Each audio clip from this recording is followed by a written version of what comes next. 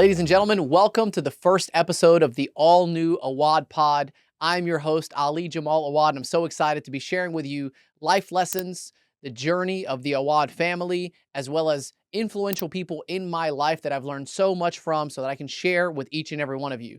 And the best possible way that I thought about starting this podcast was to go straight to the source, to my mentor, to the person that raised me, to the person that taught me how to become a man, and to the person that I still spend the rest of my life, my entire life, making sure that he's proud of me.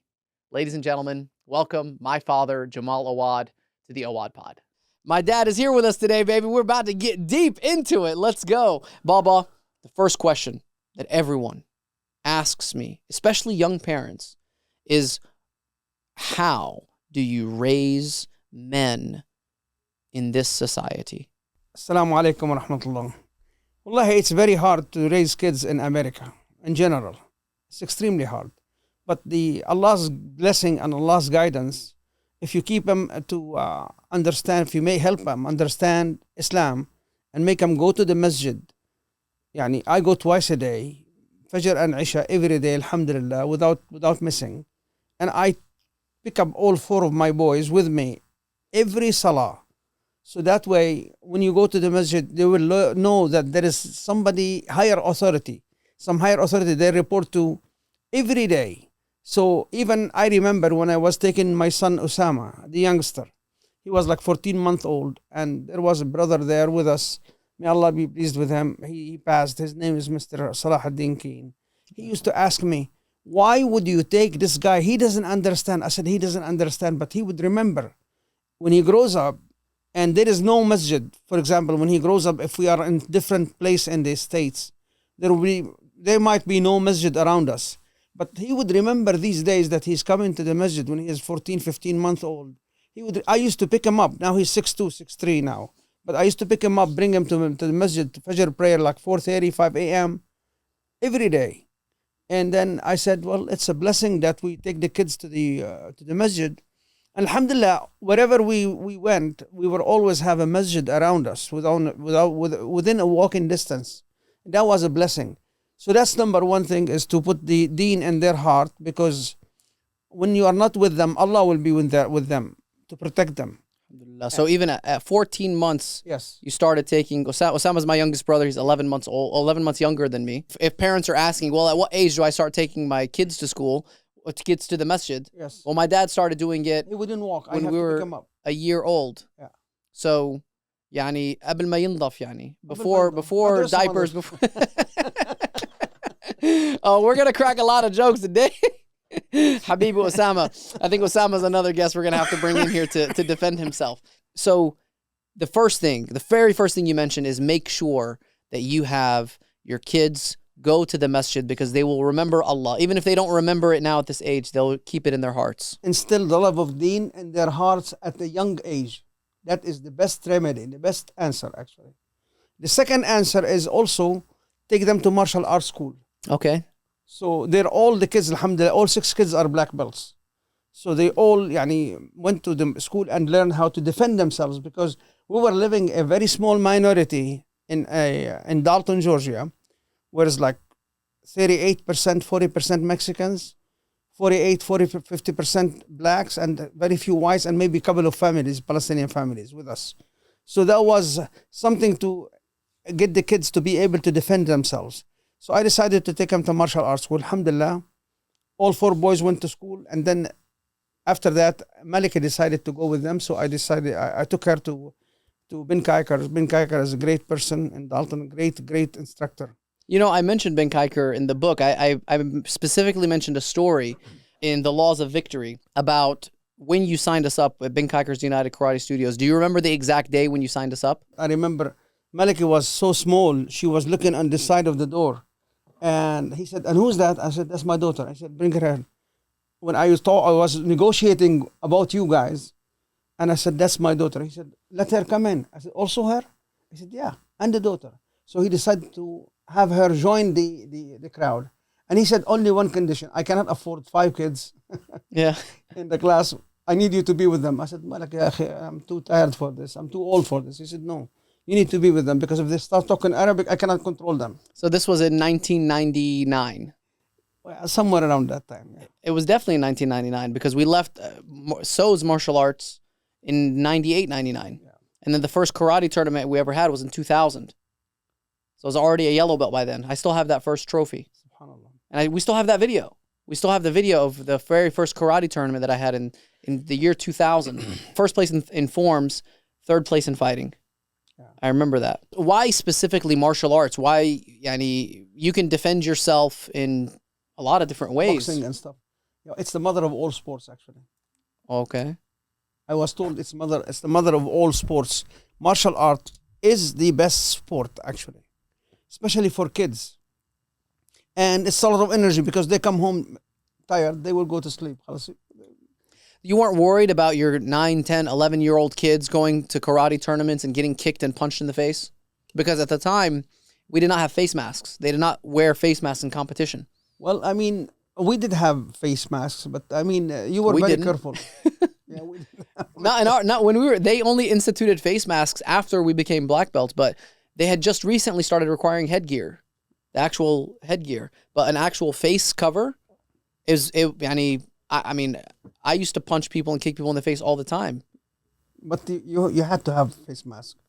I mean, maybe you didn't buy it. We didn't buy it. Yeah. No, we had a mouth guard. Yes. But not a cover for over your face. But so I'm sure parents are going to be scared. I'd be scared if little Aduni was fighting and some kid, bigger kid kicked him in the face. Well, I mean, the instructor was good, still good. He was good in the sense that he would not, he will make sure that they match, whoever fight, they match. And he wouldn't allow roughness outside the logic of fighting, of sparring. So there was no, I mean, if one time I remember two guys we just took it overboard and kept fighting, and he yelled at them, and he just went there and just took them apart, two Mexican guys. And he took them apart and yelled at them and said, "Don't do this in my," and he just took them out. So you decided that Ben Kiker was the right person to be our trainer, Yes. But this wasn't the first karate studio or martial arts studio that we got into. We were in another one. How did you come to the decision of this is the person that I want to train my children to become fighters? Well, actually, I did go to Mr. Kiker first one, even before Mr. The CEO. But I couldn't get along with him because he asked for like $1,000 to get to the blue belt. Okay. And I just wanted to have Ibrahim go in there. But I said, I have 4 kids at that time. So it was a costing. You couldn't afford it at first. Yeah, even now I couldn't afford it. Yeah. Well, I have a story in the book and we'll talk about it. But why did you decide to pull us out of the other martial arts studio? Well, I mean, he asked for 6 months advance and I paid him. I had $600 in my pocket. That's all the money. And I was fired on the same day. From my job. Well, first time I met Mr. Kiker was the first time we meet, and I didn't know him. He didn't know me. But the reason it worked out is because of Nabil, my nephew, my cousin. Yeah. He's the one who started going at Ben Kiker's, and then he had some issues with him because of bowing down to the flag when they come in and when they leave and all that. And he said, "Oh, just to be clear here." In martial arts, Taekwondo culture, it's normal to bow to your instructor. It's to bow down when you enter the dojo, to bow down to a superior ranking, whether it's an instructor or a black belt or whoever it is. But in our religion, we only bow to one entity, and that is Allah, that is God. And so my cousin, Nabil, who was at Ben Kiker's studio before, he was having a problem with bowing, and he came and asked you about it. Yeah, and I told him, talk to Mr. Kiker. So he explained to Mr. Kiker, and Mr. Kiker is a very strong Christian. In the studio, they have Bible verses everywhere, which we had to memorize. We had to memorize an entire, I still know the first Psalm of the Bible as part of my black belt test. That was over 20 years ago. Yeah. And Nabil was studying there, was training there. And he talked to him, I said, I cannot bow to anybody. I cannot bow. He said, okay, just come and just a small nudge like this. Yes. Or just put your hands in like chumbi. Yes. Yeah. Bachagi chumbi. Yeah. And then, subhanallah, and then he said, you have not met my uncle about me. He said, maybe he came one time. I took one time and he asked me to take Ibrahim with him. Nabil asked me to take Ibrahim with him. Because he was old. He was older. Yani in 1999, 98, he was what, 11 years old, 12 years old. 11, 12. Yeah, so he was a good age to start fighting and competing. So when Mr. Kaikar saw him and he saw his hand, His knuckles. wow, this guy is a fighter. Ibrahim does have a big fist, man. Yeah. MashaAllah. Yeah, subhanallah. And then Mr. Kaikar asked him to call me to have me come and see him, meet Mr. Kaikar. So I went there and I took all four of you and Malaki as well. So I was planning to, get you enrolled at his school. But subhanallah, يعني, I said, well, you're asking $1,500 for blue belt. And what about a black belt? Yani? And there's 5 people at $2,000 a piece. That's $1,000. So he said, okay, just pay what you can. And just pay for the suits. And then $50 a month. Is that good? Yeah, wow. Yeah. And I said, okay, so how about lump sum for the family, 5 people? He says, this is the first time I have 5 siblings going in school together. Wow. Yeah. And Ben Kiker gave us a package deal. It was $600. That was all the money that you had. Yeah. Well, no, that was Mr. Seo. And I gave it to him. And when I went home, Mom had a fight. Yeah. She said, you pay all the money for this nonsense? I said, yes. But it turned out to be a good investment. It was the best investment, actually. Alhamdulillah, was a good investment. Alhamdulillah. So let's take it back a little bit to the beginning. Before you got to the U.S., and you had a pretty tough upbringing. You grew up in the refugee camps in Lebanon, in Beirut, the Shatila refugee camps. Yes. Tell us about that. It was a tough life, man. The Shatila refugee camp is about like 1 square kilometer. And you have about like 10,000 people in it. It's very, very crowded. And all of them were Palestinians, mostly from Palestine? And some Lebanese who were like Shia, who didn't have like enough support from the government. They come and rent a house in the refugee camp and live there and get some of the benefits as well. So where were you born exactly? I was born in Baalbek. Baalbek. Yeah, it's the middle part of Lebanon. About 40 kilometers, 50 kilometers from Beirut. And so when you say you're from Shafa Amir, does that mean your parents were from Shafa? They were born in Shafa Amir? Yes. Which is in the West Bank? No, it's actually in the 1948 section. So it's North Palestine. It's, Qada Haifa. Qada Haifa. And how far is it from the northernmost border of Palestine? About 35, 40 kilometers. And so how far is it from the Shatila refugee camp? Oh, Shatila is way too far. Shatila is about 70, 80 kilometers from the border to Shatila refugee camp. So, yani, how many years, you were born in Lebanon, and you spent how many years in Lebanon, and how many of those were in the refugee camp? About 13 years in the refugee camp. 13 years in the refugee camp. Yeah. They were your first 13 years of life? Yes. And then what happened after age 13? My and father, all of your siblings were born in the refugee camp? Yes, all of us. So I was the oldest, so everybody was born in there. So your dad, بس جده الله يرحمه, your dad was not always in Lebanon. He would travel, right? Well, that's why I was about to answer. So he decided to go to Libya to work. And he worked and he was sending money while he was working. And my mother was saving the money. So when he came back, he has enough money to buy a house. He left 15 months. The total trip length was 15 months. So when he came back, my mom has enough money to put the down payment on the house. A house was 15,000 lira, which is about a penny now or less. Wow. But 15,000 was for a full apartment. What year was this? How old were you? I was 12, 13. So I just finished from high school. Middle school or high school? Elementary school. Elementary. Yeah. And it's not the same. Yani elementary, middle, and high school is a little different yani, in the Middle East. But you were around 13 years old. I was about 13, 12, 13. When your dad came back from Libya after 15 months of working and not coming back home to see his wife and children. Yes. And you had how many siblings at the time? 8. So 9 kids, all under 13, with one parent taking care of them for 15 months on her own in a refugee camp as dad was in another country working to try to save up money. Yes. What was your role in the family when your dad was gone? I was like the second dad, actually. I mean, I was taking care of the kids. Nobody will misbehave. I was the oldest male. Even my sister is older than me, but still, because I was a male, so I was more or less in charge. And Amtu Nawal. yeah, I'm to Nawal. Allah Nawal is Salama. how much older? 2 years. 2 years older. So I'm sure she helped a lot with your mom. She's the second mom at the house. SubhanAllah.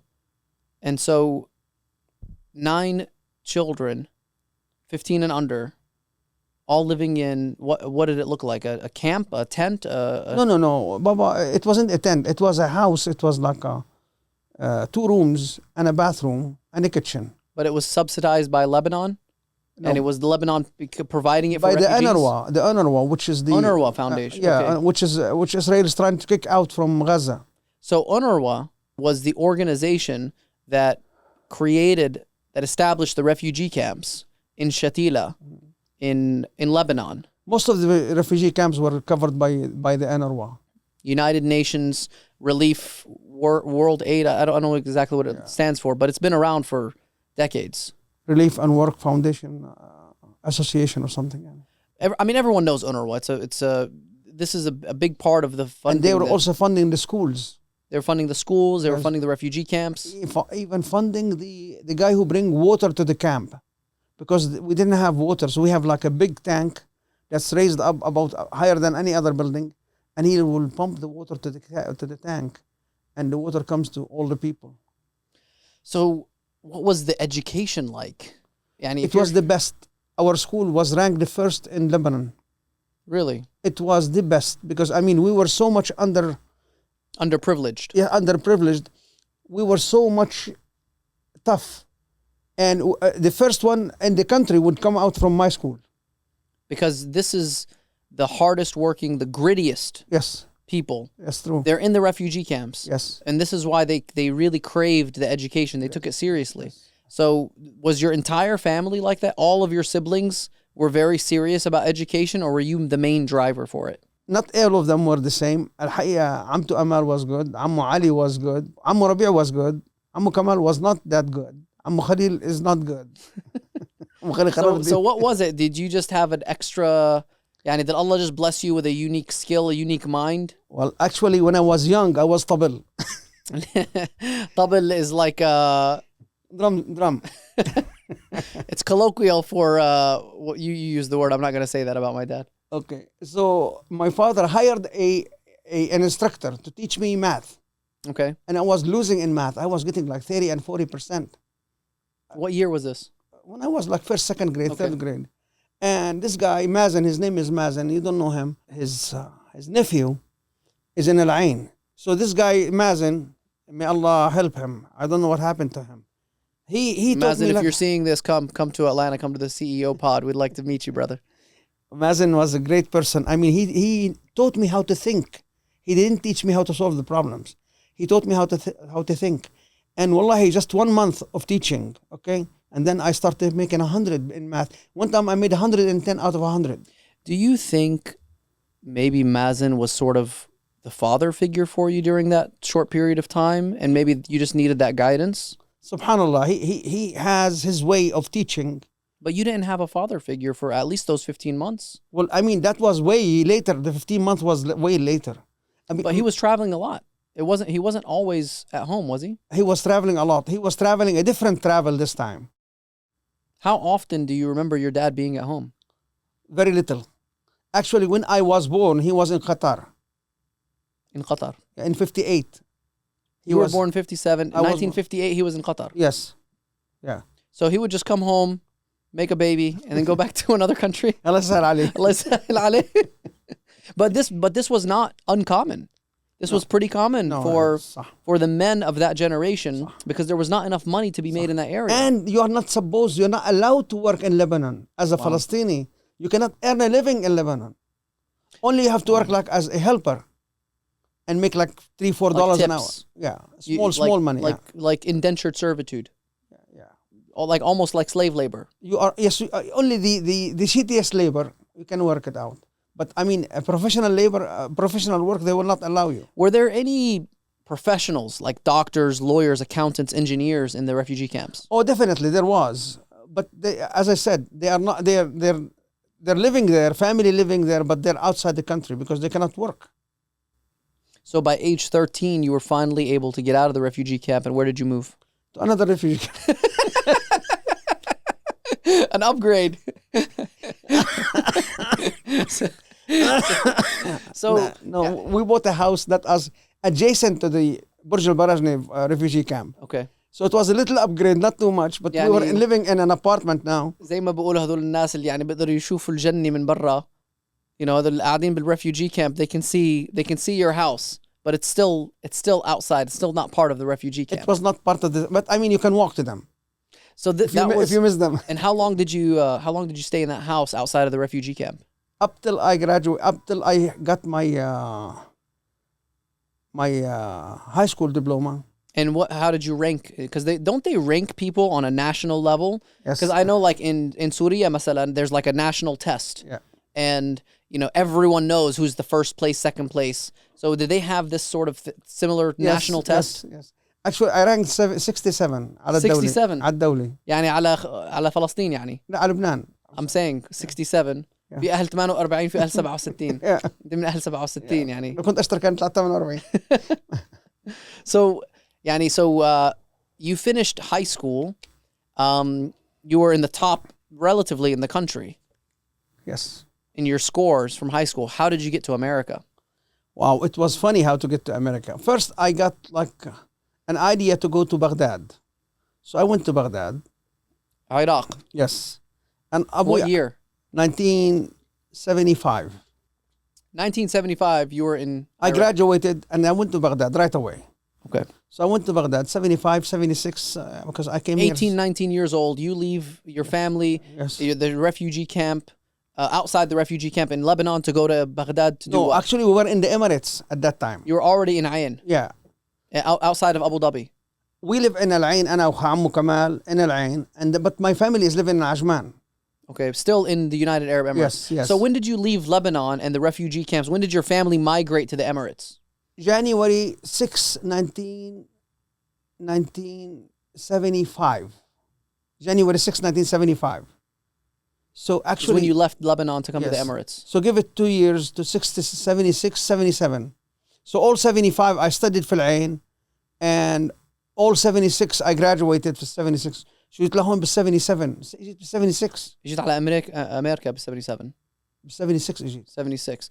But so in the mid 70s, you were finishing high school. How are Palestinians treated in the United Arab Emirates? Very well.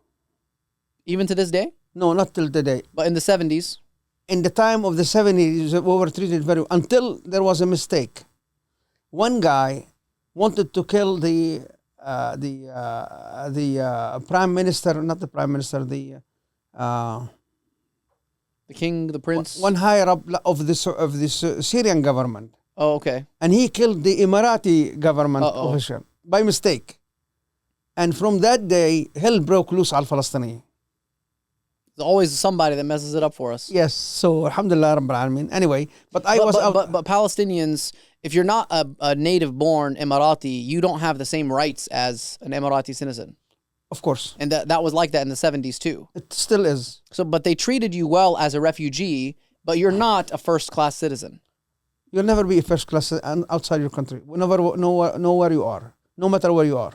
Wow, you'll never be a first-class citizen outside of your country, no matter where you are. No. So you made it to America in 1976. No, actually, I went to Iraq first, and I stayed 2 weeks for Iraq. And my father called me and said, "How it's going? What happened?" You know, there was a Saudi, a Syrian khayyat, tailor. Yeah. And he told me, "Listen, brother, let me tell you this. Go back home. You're not going to make it here." I said, "Why?" He said, "They want you to become a Ba'athi." Ba'athi, what does that mean? A Ba'athi is like an organization, just like Hezbollah, like Hamas, like those. Like a militant group. It's a group that is the president of Iraq is associated with. Okay. At Was that it a time. small minority? No, it's a big group, Okay. but they are so harsh and so much unliked. And so my father called me and said, how it's going? I said, بنت خالتي ما حلوة وبدهم يجوزوني إياها. شو رأيك؟ قال لي روح. Okay, so I'm going to translate that for everyone. So one thing you have to know about my father is that he speaks in analogies, and I speak in analogies a lot too. And this is a story. This is the first time that I'm hearing it, actually. Yeah. He's saying he went to Iraq in 1976. Someone was trying to recruit him into sort of a militant group, and he said, this is not going to be good for you. You're not going to be successful here. So your dad, my grandpa, who I never got to meet, Allah yarhamu, called you, asked you how it was going in Iraq. And you told him in Arabic, Bint Khalti, my niece is not, mish halwi, is not pretty. It's not my niece, it's my cousin, actually. My cousin is not, yeah, Bint Khalti, sorry. My cousin is not pretty, and they want to marry her to me. What do you think? Yeah. And what that really meant was something I couldn't disclose to him because I cannot say on the mic. Yes. إنه حزب البعث because they take me hang me من. So he had to basically use code words to explain to his father that there was an opportunity here that was dangerous, and he was going to be forced into it, and he didn't like it. But it was nevertheless an opportunity. What do you think, Baba? Yeah. And what did your dad say? Said, come back home. Come back home. And so you went back to the Emirat. That's it. And I started working with him. He was working at Samir al-Mahmoud Palace. And he was installing granite on it. Oh, that's why you made us do granite. I had to tile the whole Fifth Avenue bathroom. No, what happened is we were making 1,000 dirhams a day. Normally they will get 8 or 10 dirhams a day. Shaghili, he was making 1,000 dirhams a day. So he would ask me, count it. Is it 1,000? I said, one more balata, we will be done. One more piece. One dirham per balata? No. Is that how much they... No, one more balata, we will be 1,000. Oh, okay. Each balata is like 1 meter by 1 meter, a big balat. Okay, and how much were they paying per balata, like for... It's per square meter, Bob. Okay. But I can calculate how much is that, and I tell him, you're missing one balata and you'll be done for today. 2 o'clock, 3 o'clock, he doesn't care. Once he hits 1,000, he's done. You know, that's funny because probably 20 years later, I remember you brought home a check for $1,000 from Ken Jones. Yeah. And you were working for $1,000 a day. You remember? No, wallah. You don't remember working for Ken Jones in the 90s? And it was either Ken Jones or some other engineering job. I remember another engineer, but Ken Jones never made me. Oh, yeah? He still owes me 4,000 now. Oh, here's a question. Before we go into how you got to the U.S. and your job and career here, was your dad as smart as you? Was he as sharp in math?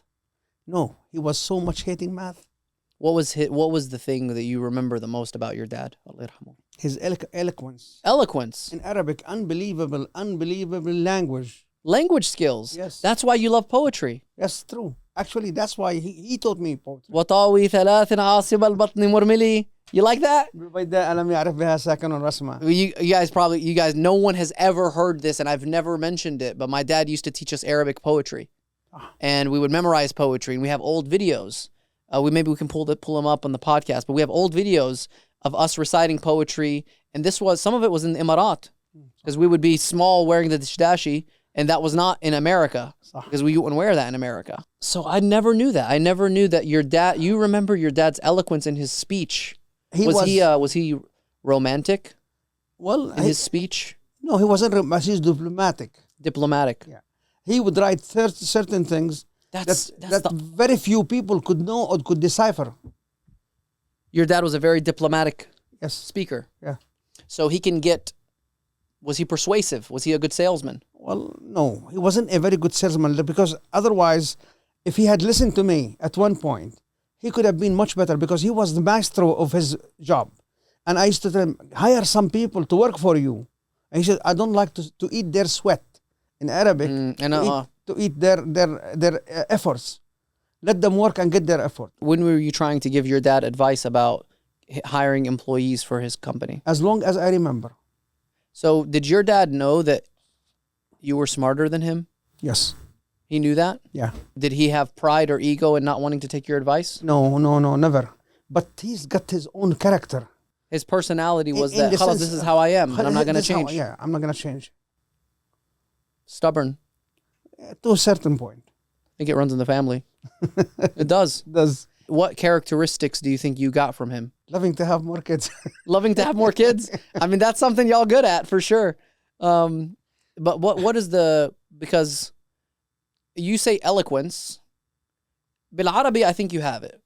بالعربي. Yes. Definitely. Yeah. Obviously, Inglesi, it's different because it doesn't translate the same. Yeah. I think I have the eloquence in English. Alhamdulillah. Yeah, That's but good. not in Arabic. Yani it's hard because it's not my mother tongue. So why is it so important for your children to speak their mother tongue? They have to. When they're young, they have to communicate, to eat and to enjoy and to live. They have to do it just for their own benefit, but eventually it will stay with them for their benefit as they grow up, and your benefit and the family benefit. What do you think was the biggest lesson that you taught us or passed down to us as your children? Hard work. Hard work. That's it. Hard work, and frankly, just be straight. It pays. It might give you an idea that it's a long path, but you know deep down in your heart that that's gonna get me somewhere. So when you see something that you want and you know it's going to be a hard, long path, just stick with it. That's it. Work hard, and be an honest person. Yes. But that didn't always work out for you, did it? No, it did not. There were at least a couple of situations that I distinctly remember where other Arabs in the community would take advantage of you and steal from you and cheat and manipulate. Why do you think that happened? Because it's my fault. Honestly, it's my fault. You run it easy the first time, so they take advantage of you. And they think it's easy all along, and he's not gonna bother. He's got enough. He's not gonna bother.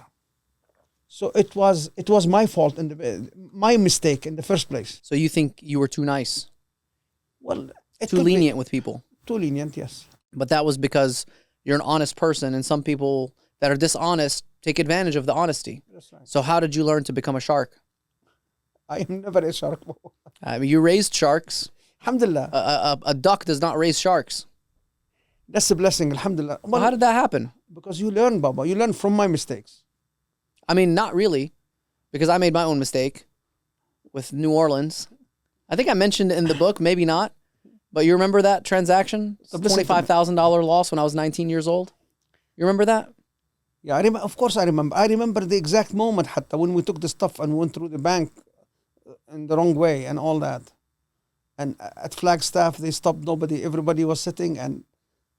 انت ما كنت معانا. No, Flagstaff, you're talking about driving the Volkswagen Jetta Elf Audio show car from Dalton, Georgia to Las Vegas. صحيح. That's a different story. I'm talking about in 2009, I opened AMD Wholesalers Yes. to sell wholesale electronics right after I graduated high school. I wanted to start making some money. I wanted to work as an entrepreneur. And I found these people that agreed to buy $25,000 worth of car audio. This was actually the second transaction that they did. The first one, they paid. They gave me post-dated checks. Yeah, it was a little difficult to get paid on it. But the second time, we delivered a trailer load full of car audio. I wasn't with you. You weren't with me the second time. It was Osama was with me. And they gave me a stack of post-dated checks. And the checks, Bala Rasid, they were not to a fake account, or he switched over the account. And when I finally confronted him about it, you know what he told me? I'll blow your head off. I'll give you a bullet in your head. Come back to New Orleans. I'll put a bullet in your head. It's interesting because, Yani, I distinctly remember at least two situations where you were taken advantage of for over $100,000 during my childhood, and we had to pay for it to make up for the loss. And then I still made that same or a similar mistake when I was 19 years old. But because I made that mistake, it actually changed my entire philosophy on work, and I told myself from that point on, I'm never, ever going to work and not get paid. So no matter what I did, I had to get paid if I was going to work, which is actually why I don't do immigration, because State Farm's checks don't bounce. The checks from Allstate, Progressive, the insurance companies, those checks don't bounce. But checks from immigrants that need help with immigration work, or criminals that need help with getting out of jail, Yes. those checks bounce all the time. That's right. So it's but I'm glad I learned it. What do you think is the biggest mistake that parents make now with their children? They're lenient. They're too lenient. Yes. Give us an example of how you not being lenient with your children paid off. Well, we mentioned the salah part. The salah is something extremely hard to get on time for Fajr prayer. Prayer. And if he is going to stay and it's too cold outside, he wouldn't leave that mattress and that pillow and that blanket. So you tell him, let's go. Otherwise, you're going to pour some water on him and he will go. So you teach him that, oh, it's either or. Either you go by force or you go, either you go or you go, one of the two. Discipline. Yeah. So they learn how to go. So they will go. So you made sure that we woke up for Fajr every single day. Every single day. I think we only missed Fajr maybe 3 times in the 15 years that I was in Dalton. Roughly, yeah. By the way, where we grew up in Dalton, Georgia, it was on 5th Avenue. One of my best friends in high school got shot and killed right down the street. We lived on 5th Avenue. He got killed on 4th Avenue. Andre Johnson. Even when we would go to the masjid, it was exactly 0.6 miles away. We would hear gunshots sometimes because the masjid, the mosque was in Newtown.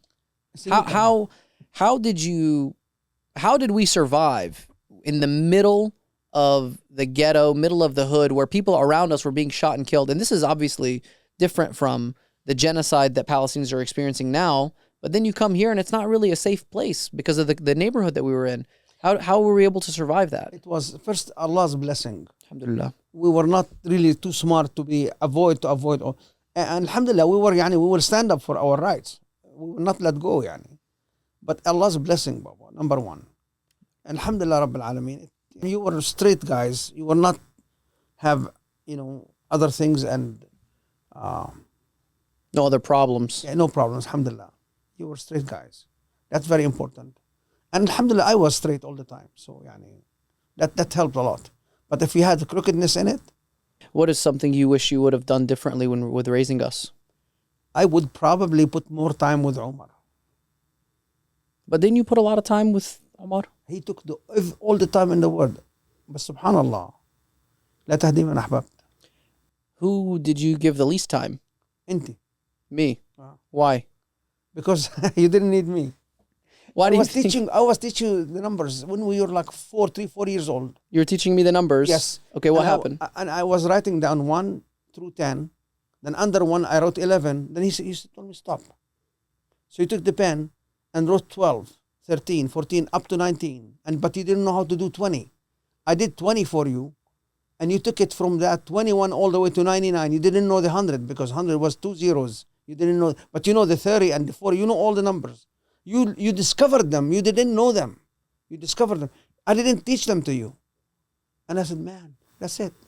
This was when I was 3 years old, 4 years old? 4 years old. I mean, you would know the numbers by heart. All the way to 100. And then I said, okay, now this is 1,000, this is 10,000, and this is 1,000,000. Thank you very much. Good night. Do you think I'm still good at numbers? You're the best. I mean, honestly, Yani, you're very, very good at math, Baba. Like that's one of your skills. Yeah. You're very good at math, and that's something that I always looked up to. Alhamdulillah. I always respected and appreciated speed in math. Yeah. This is interesting because you realized, oh, this is mine. This is my kid. What other times do you distinctly remember where you were like impressed? Well, alhamdulillah Rabbil Alameen. Lately, you've been very impressive, alhamdulillah. Everything you do is impressive. As a child, as a kid, what are, I guess a better way to say it, instead of me trying to make myself feel good here, what are things that you think parents should pay attention to when they notice in their children and they should know this is actually a very good sign? This is something that you're blessed with. You got lucky with this one. Subhanallah, if you try to teach somebody something and you plan to say, spend 10 minutes with him, and he gets it within like the first 3 or 4 minutes, you feel relieved. Man, I got the message across. And it's because of his reception is good. And he understood what you mean. That is a blessing. And you've done that, alhamdulillah Rabbil Alameen. You think other people have told you about me that I have a photographic memory? Yeah, I remember in pre-K, you were in Miss شو اسمها الطويلة هاي شو اسمها؟ In pre-K? Yeah. No, والله ما كان في واحدة طويلة. Miss Parrot? Parrot. Yeah, Miss Parrot. Yeah, Yeah. I think she's my friend on Facebook.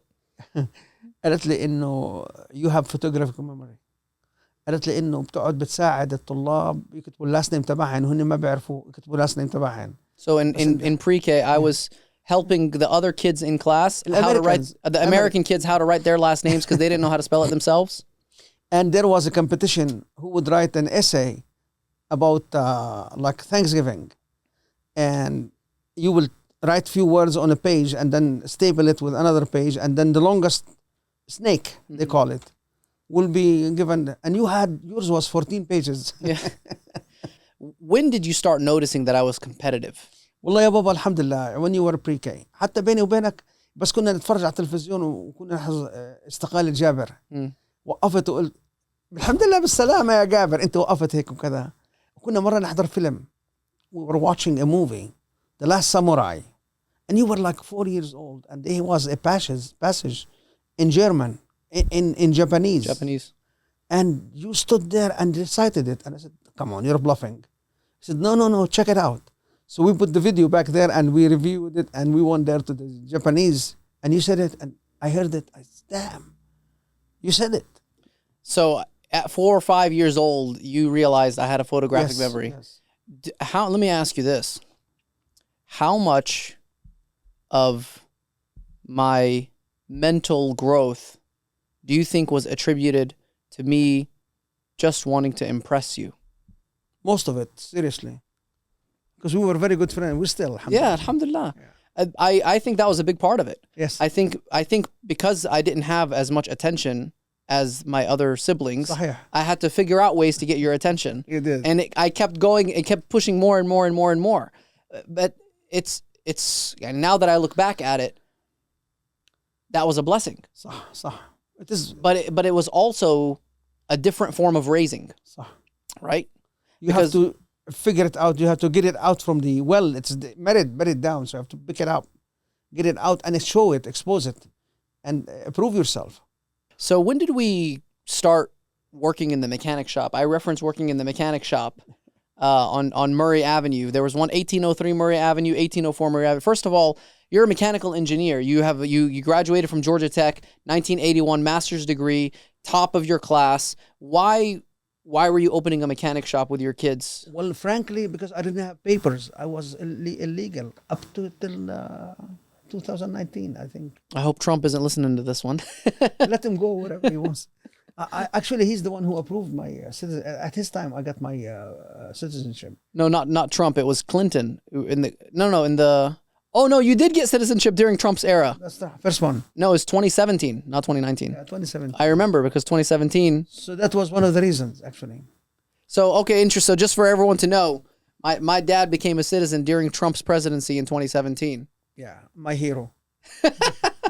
So let me ask you this. The mechanic shop.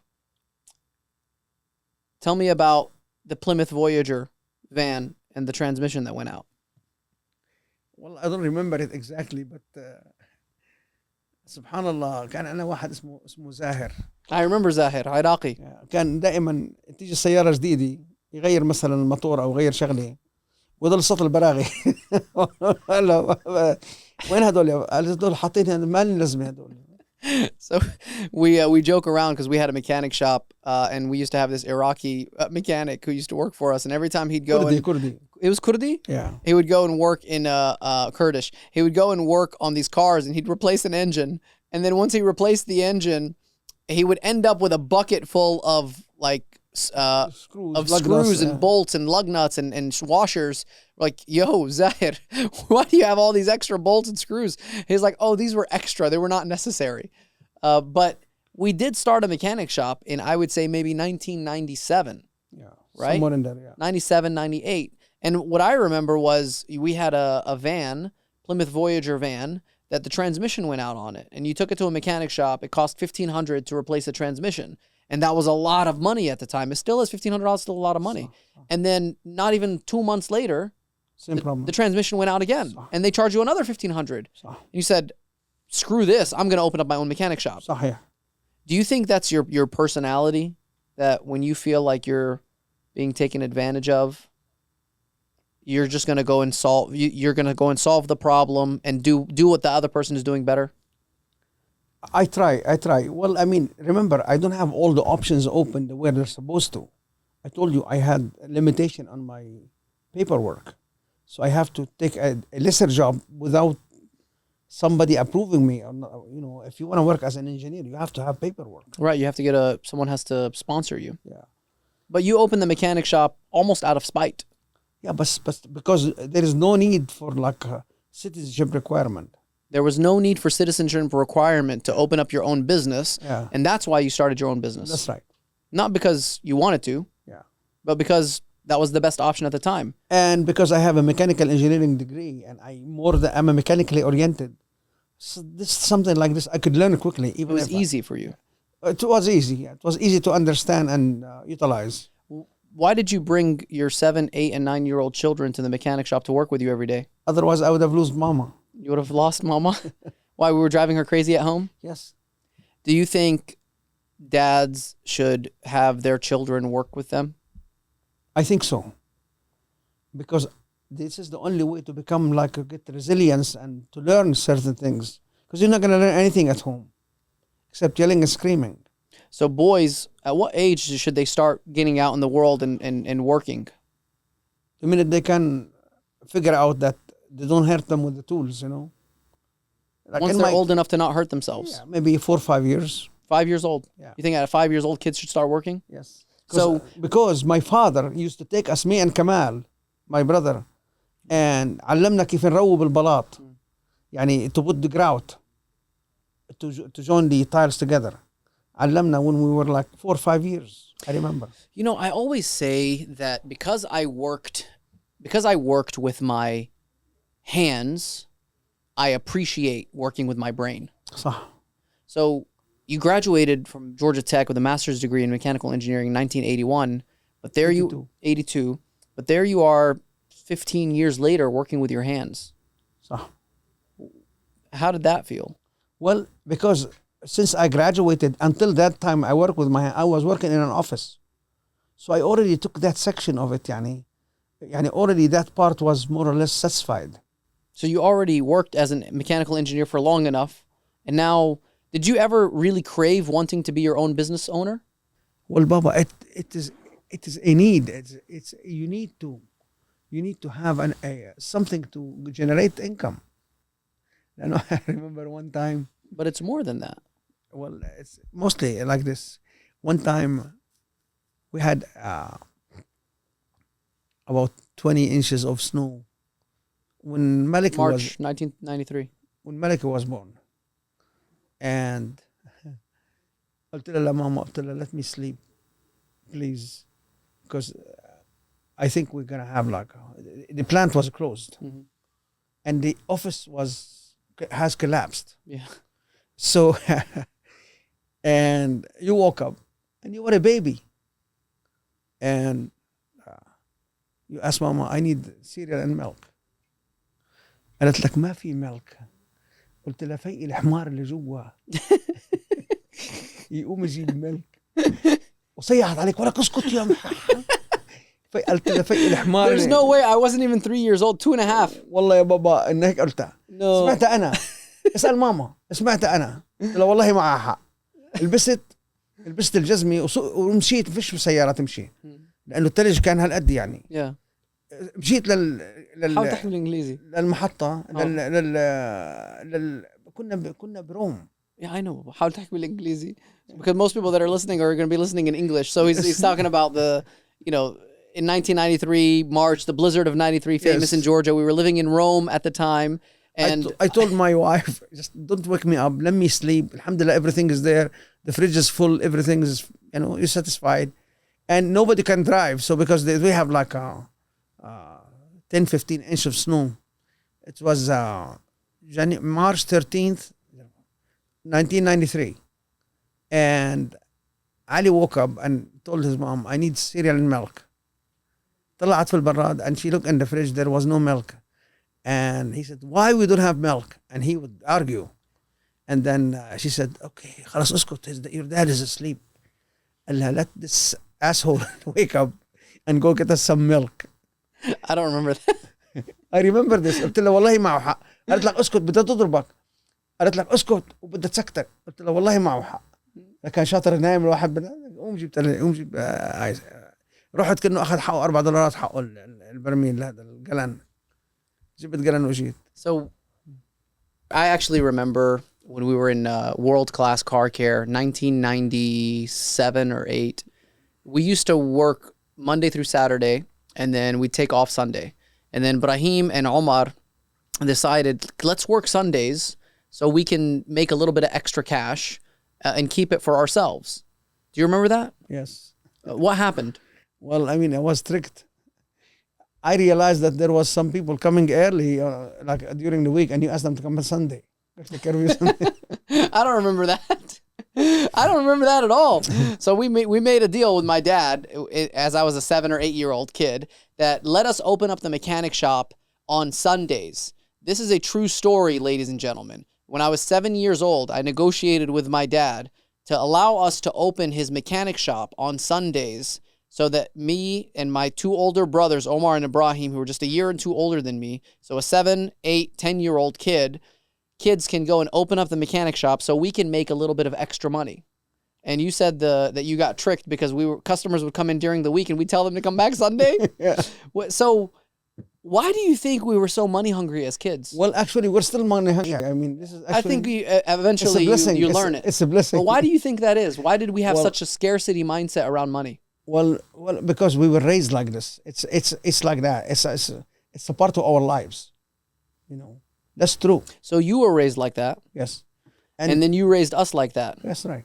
But I don't know if I can raise my kids like that. Well, inshallah ما تحتاج. But I don't want to raise sissies. Well, in that case, you have to send them to martial arts school. Okay. And take them to the masjid with you every day. Masjid's already happening, alhamdulillah. Alhamdulillah, inshallah. Martial arts school coming soon, inshallah. And let them work. Let them work when they're young. مش يكون مرتاح وفي الساعة 10. Let them work when they're young. Yeah, These are all gems, ladies and gentlemen. These are gems for how to raise your children. Let them work. You know, there's so many things that we can talk about. But there's a couple points that I want to mention from the book, and I want to see if you remember them. Yeah, okay. Do you remember when I gave you $13,000? No, 13. No, you gave me 23 yesterday. Well, that was a gift. 13,000 when I was 13 years old to finish the house. الله يحميك احتمال. You remember? لا والله I don't remember exactly. Osama and I were trying to help finish building up the house, and it was all my life savings. I was 13 years old, and I was saving the money from working the mechanic shop, selling some on eBay, which, let's talk about that. Do you remember when I started the eBay store? I remember you did great on the eBay store. I mean, you had to have more than one account or 2 or 3 accounts. Yeah, I had to hide some of them from you. Alhamdulillah. What do you remember about the eBay stores? Because I think people will read this book and they're genuinely curious. Like, is it true that a 9, 10-year-old kid was just selling stuff online? Wallahi, you are blessed and you are a blessing. You're still a blessing. I remember that very well. And you always have something shipped almost on daily basis, all the way to Europe, many different countries. And alhamdulillah Rabbil Alameen, we were making money outside shipping, I mean, outside the store than what we were making in the store. So what I was selling online was more money than the entire family was making. Yeah. And I was, how old? Maybe 10, 12. 10, 12 years old, just from selling online. So I'm going to give you some rapid fire questions, just so, because I'm sure people are curious. First one, how did you meet Mama? Actually, we were supposed to get married, me and Ammu Kamal, in the same day. So you and your younger brother, yes, Ammu Kamal Ali Yarhamu, y'all were supposed to get married the same day. Yeah, subhanallah, my wife to be was a sister of one of my best friends. Okay. She's Lebanese. Her name was Amal. And subhanallah, she came back and we went to the airport to get her. And subhanallah, at that point, my mom asked her, why have we not fixed your tooth? She had a broken tooth. Okay. We could have fixed in Lebanon. And she promised to fix it because Mama asked her to fix the tooth when she was. And alhamdulillah, I had money. So money was never an issue. Now we say, why are we hungry? Because it wasn't an issue at certain point. After we graduated, alhamdulillah, I remember.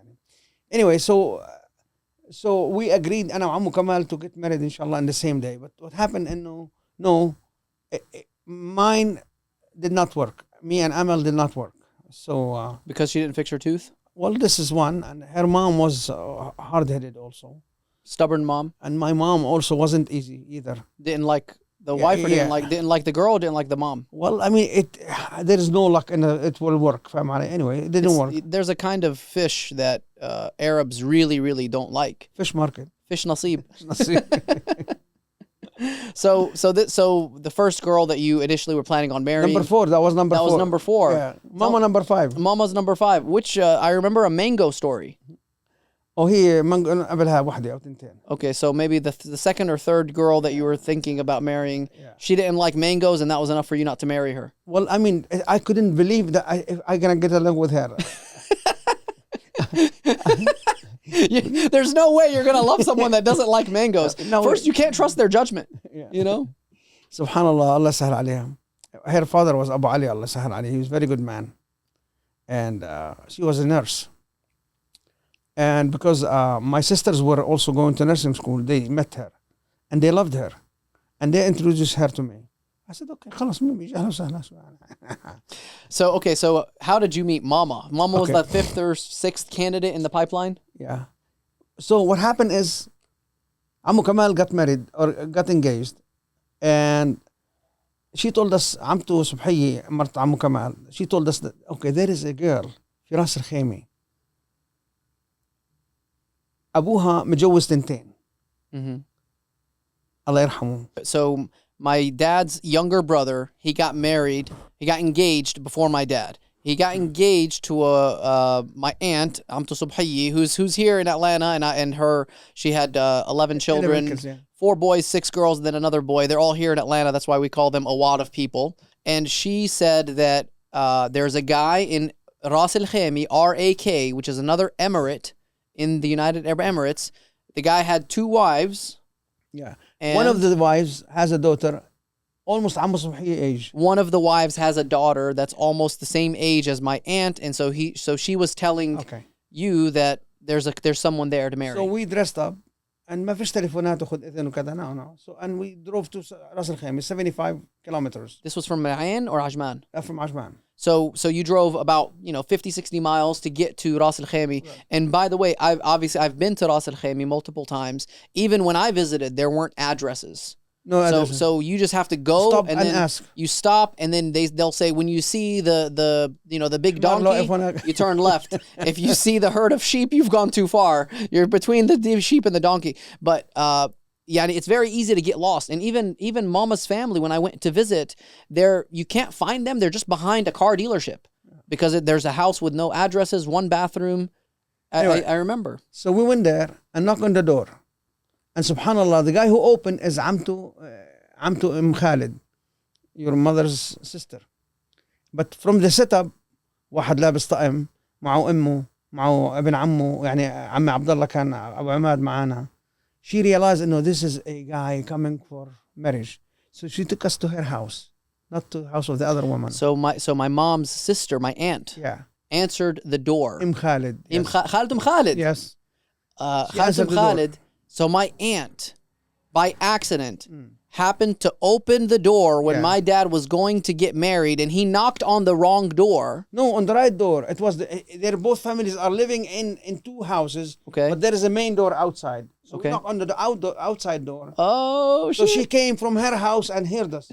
And I said, والله غير تفوتوا عليكم جيروا وتفضلوا كذا. But that wasn't the person you were looking to it wasn't. To see. But she picked up the phone and she talked to Mama. Get ready, إجا عريسك.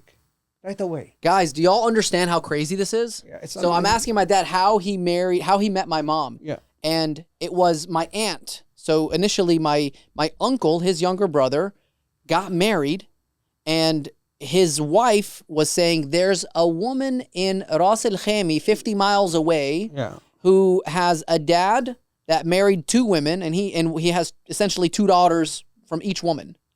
And she was trying to recommend one of those girls. No, he has 1 daughter from Amtum Khalid is his wife. The girl that you were intentionally trying to see is بنت ضرتها لأم خالد. بنضرته شو يعني بنضرته؟ ضرتها يعني she's married to, they're both married to the same person. معناتها they're ضراير. يعني the two women married to the same person, they are ضراير. Oh, okay. So second wife, Yeah. the daughter of the second wife. Yes. So you were initially going to go see the daughter of his other wife, Yes. not the مش first ام wife. خالد. ام خالد called her sister. Oh. And she said, get ready. إجاك عريسك. Like this. So when my mom's older sister saw my dad at the door for the first time For ever, the first time. wearing a suit, We didn't say anything. they had no idea. He just said, "Hey, I'm here to meet so and so," and she caught the cue, seeing that there was a young, handsome man dressed in a suit. That's right. That came to visit the house. So she grabbed him, put him in the house, and said, "Yes, In her section of the house. Yes, in her section of the house, because he should have gone to the other section of the house because that's where the other wife lives. Yes. Right? But she went to her section of the house and called her younger sister, my mom, and said, "Get ready. You're getting married." You're getting married." Yeah. Just like that. Wallah al-Azim. This is true. And she took us, let me show you where العروس is. And she took us to her parents' house, where mama is. And احنا ما عارفين شو الموضوع. يعني ما حدا عارف شو So she السيرة. got you out of the place. She's smart. خالته بخالد smart. Very smart. أخذتنا من البيت هذاك، أخذتها عند بيت أبوها. And she said, هي العروس. And meanwhile, it's about 15-20 minute drive. By that time, حط لغمطت حالها ظبط حالها. Oh, wow. By that time, she was ready. Yeah. How long from the very first moment you accidentally met my mom to the moment y'all were married? 21 days. 3 weeks. And you almost broke the marriage. Why? Subhanallah. On the 21st day? No, 21st day, we were married 21st day. But on the way to doing the Katb al-Kitab. Subhanallah. No, we went to the Katb al-Kitab. We were كتبنا الكتاب. We had the, we made the agreement. And I came at lunch break from my work. I was a manager of the powder coating plant. So I took lunch break and I told them, listen guys, I might be late. I'm going to Ras Al Khaimah, about 50 miles, 50 plus miles. Go and pick them up, take them in the car, take them to the courthouse, write the contract and take them back. And then she was mad. قالت لي that's it خلاص هيك. قلت لها خلاص هيك أكثر من شو بدك. I got to get back to work. So hey, that's I mean, I think our wives should be very thankful that we don't have to take a lunch break to go and get married and get back to work. At least we take the day off to get married. No, well, it was a lunch break. Wallahi, it was a lunch break. So I took her. We wrote the contract. Ammu كان with us. And the sheikh was sitting. الشيخ بتذكر كنت قاعد حاط اجري على اجري هيك. And he said نزل اجرك. قلت له اخي شو انا عم بدك انت قاعد على البنك هناك وانا بعيد عنك. قلت له حاضر نزلتها. Okay, a few rapid fire questions again. What do you hope to leave behind, not just for your children, but for future generations of our family? Well, inshallah, you'll be successful, inshallah. Inshallah. Nobody will go astray, inshallah. Are there any new passions or projects you think you want to explore in this next phase of life? Well, actually, I'm working on one right now. Yeah, are you excited about it? Very excited. Inshallah, I'm ready to put it together. You like it? We'll have to talk about it. But right before this, my dad and I sat down in an awesome lunch meeting. And yeah, man, honestly, my dad is, my best friend. Anytime I get to spend time, I always learn something new. Allah yahmeek. We have a really good time. And so let me ask you this. Now that we're all, adults and you've seen mama work so hard to give us the best, what do you think is the number one attribute in a wife that a man should look for? تخاف الله. Fearing God. Yeah. أهم شيء تخاف الله. أهم شيء اللي بخاف الله ما بخوف. اللي بيخاف الله ما بخوف. This is a powerful statement. Yeah. Whoever fears God, you cannot fear that person. Yeah. And what and that's not the best translation. He will never make you fear him. And it's because when someone fears God, they have rules, they have guidelines, they have morals, and they don't deviate from those morals. And some of the biggest problems that I see in marriages now is one of the two or both don't fear God. So even when I was trying to get married, and it took me a long time to get married, I went through like 40 candidates. And maybe that's a conversation for another show. But at the top of the list was religion. Number one, I want to see how faithful, how loyal you are to the religion. And I think that is the number one attribute. Actually, there's a hadith. Definitely is the There's number a one hadith on attribute. this one. تنكح المرأة لأربعة. تنكح المرأة الأربعة. There's four qualities that give her يعني promotion to become a wife. Number one, لجمالها. Beauty. Number two, لمالها. Money. لحسبها ونسبها. والرابعة لدينها. فاظفر بذات الدين تربت يدك. Get the one with the deen, then you'll succeed. So there's 4 attributes that can make a woman into a wife. To qualify her to become a wife. Number 1 is beauty. Number 2 is wealth. Number 3, her يعني upbringing, her family. her family connections. Yes. Her family or connections or background. Her family, actually. Her family. And number 4 is her deen. Number 3, her family. And number 4, her religion, her faith in God. Yeah. And فاظفر بذات الدين تربت يدك. Then succeed and get the last one with the deen, then you'll be successful. And you will be successful if you go with the wife who has number 4, the faith in God. Well, that's a wrap for the first episode of the Awad Pod. Ladies and gentlemen, thank you all so much for tuning in today with me and my father, Jamal Awad. You can follow him at Awad Master on social media. And please, if you've gotten any sort of value from this conversation, it would mean the world to me if you'd like to subscribe to our YouTube channel as well as our podcast on all podcast platforms. I'm Ali Awad with the Awad Pod. We'll see y'all on the next one. Assalamu alaikum wa rahmatullahi wa barakatuh.